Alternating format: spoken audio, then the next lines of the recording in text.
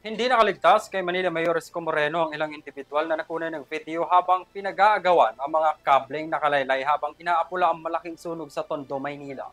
Git ng alkalde, pahirapan ngayon na maibalik ang supply ng kuryente doon dahil sa mga kableng pinag-aagawan ng mga residenteng nakatira doon. Narito si Catherine Landicho para sa detalye. Matapos ang malaking sunog sa Barangay 105 Hapilan, Tondo, Maynila, isang viral video ang kumalat kung saan makikitang pinag-aagawa ng ilang residente ang mga nakalaylay na kable ng kuryente. Dahil dito agad na naglabas ang babala si Manila City Mayor Isko Moreno Dumagoso sa mga sangkot sa naturang insidente. Sa kanyang opisyal na pahayag, giniit ni Mayor Isko na mahuhuli rin ang mga nagnakaw na makawad ng kuryente sa naturang barangay. Tungkol dyan sa sunog na yan. Yung mga suspect sa video, ito, lalo na ito, dalawang ito. Tingnan mo mga pinagagawa ng mga talong na sa video. Mahamon.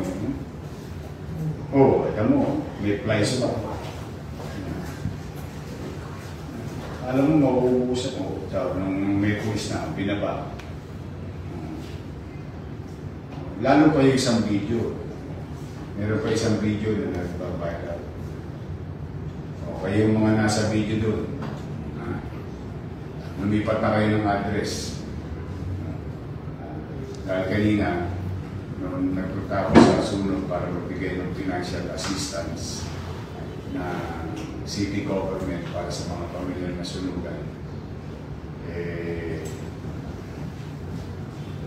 inorderan ko si Colonel De Leon.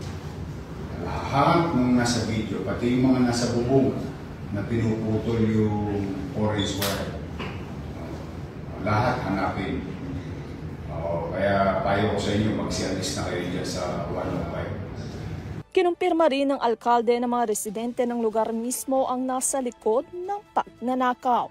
Anya dahil sa insidente, mas lalo pang mahihirapang maibalik ang supply ng kuryente sa barangay na apektado pa rin matapos ang sunog. Sa video, kita rin ang grupo ng mga lalaki na nagsisikap na makakuha ng mga kable ng kuryente. Nagpulasan ng mga ito nang dumating ang mga otoridad. Dalawa sa mga umano'y sangkot ay agad na naaresto at kinasuhan ng paglabag sa Republic Act No. 7832 o ang Anti-Electricity and Electric Transmission Lines Material Pilferage Act of 1994. Para sa UTV News, Catherine Landicho, sumasaludo sa bawat Pilipino.